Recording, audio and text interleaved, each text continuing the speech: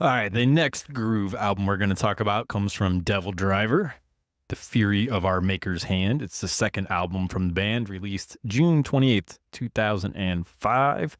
The lineup for this one is Des Fafara on vocals, Jeff Kendrick on rhythm guitar, John Miller on bass, John Boakland on drums, and this is the first album with Michael Spritzer on lead guitar. 12 songs for 51 minutes, starting with End of the Line. I'm not sure if we've talked about this one on opening tracks, but it's up there for me. There's slow intro into the explosive drums and blistering riffing, exactly how I want my albums to open. Jason probably hates it, but he's got to like this song. Dez comes into the track with a massive scream, leading into the heavy groove-fueled verses. The chorus is raw and angry, and this is an absolutely crushing opener. What'd you think, Jason? Yeah, the very first thing that I noted was this is the most Justin intro I've ever heard, if there is one to hear. Like, I knew you were going to love that. It's always been one of my favorite tracks from the band. Yeah, but once it kicks in, I mean, you're getting like straight Chimera vibes right from the jump. Yeah. Chimera is another great groove band.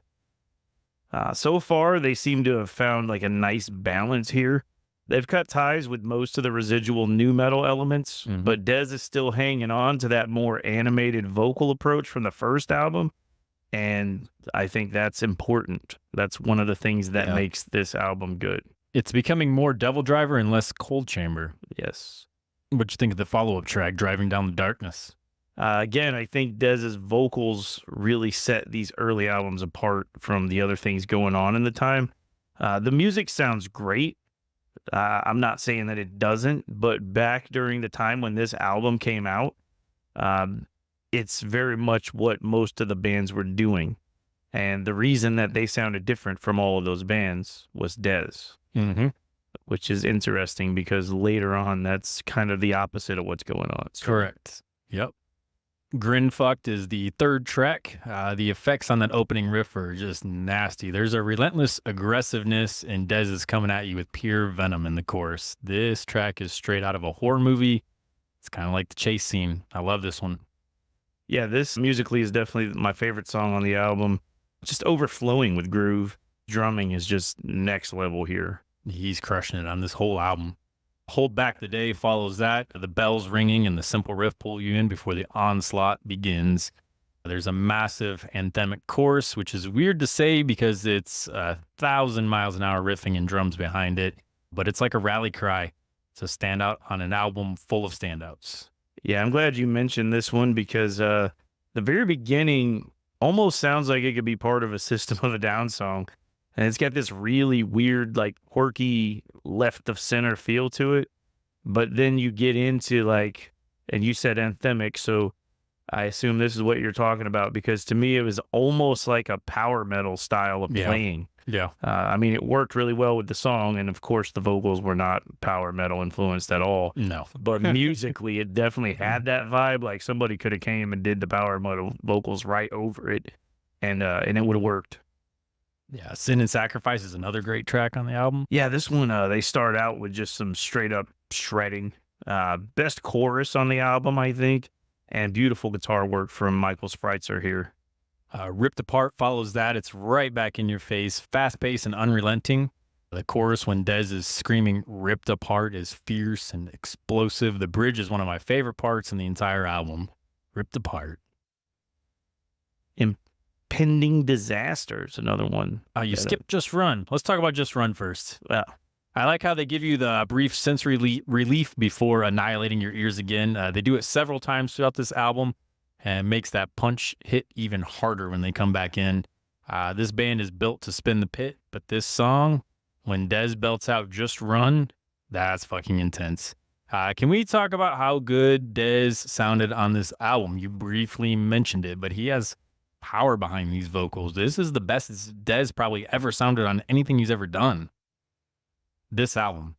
You think so? Better than Cold Chamber, better than the debut album, better than whatever followed after this. I don't know. That's a tough one between this one and the debut album, but I love the debut album, but this is just, I don't know. I'm picking this one if I have to pick one of the two. All right.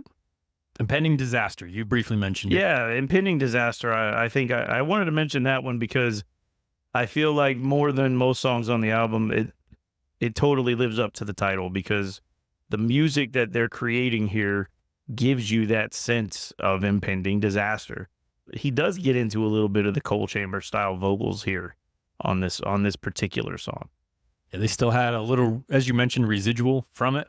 But it was enough. It was the right balance. Yeah, definitely. And, we eventually will probably, we have talked about a newer Devildriver album on the show before. And it was terrible. Yeah, he loses a lot of that in the future. So let's be happy that we got. They've recently teased getting back together, so we can hope for the best for new Devildriver. Bear Witness ensue, and before the Hangman's Noose are 2 other songs before we get to the closer, The Fury of Our Maker's Hand. It is the title track. It opens with a relentless barrage of fast riffs before it sets into a more dark and menacing tone.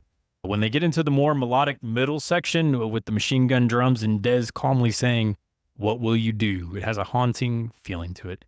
A great title track closer, mixing all the emotion we've heard throughout the album and fading out perfectly. I love when an album closes with the title track because it's kind of like you're building up to that point for the whole time. And it should definitely be one of the best tracks on the album.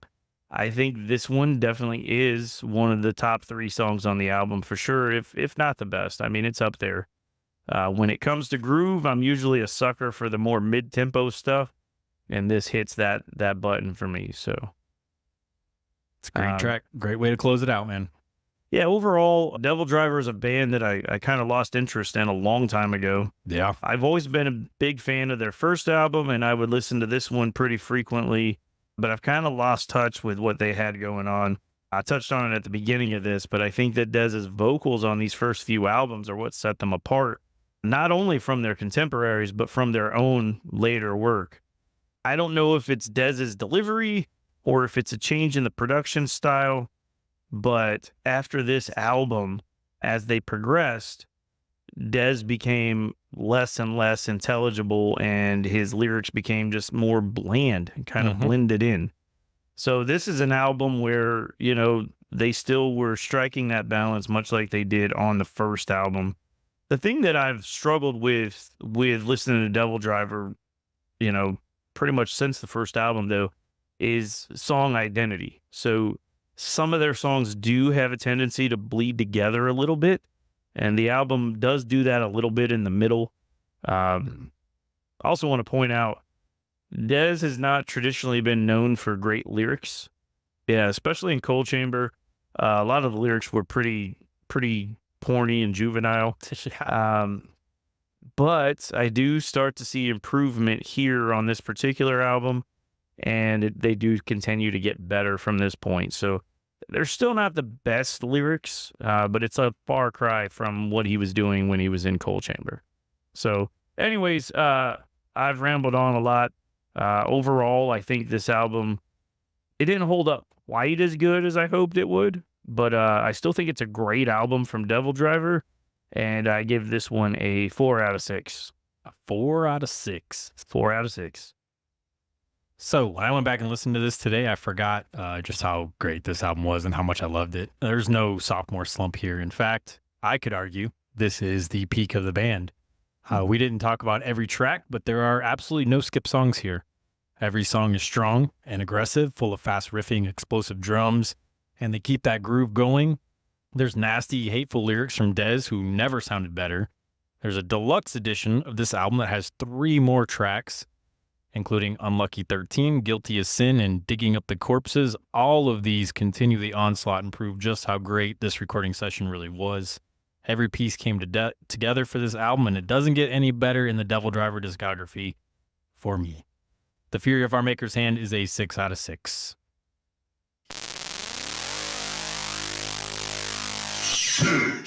6. I had a feeling that was coming.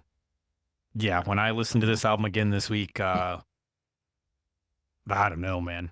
But it gave me fucking goosebumps. Like I forgot how much I loved this album. Yeah, but I think you were always a bigger fan overall of the band than me. So this era, yeah, I loved Devildriver. Yeah, I mean, I still think it's a great album. I like the first one better. That's the first album's opinion. great.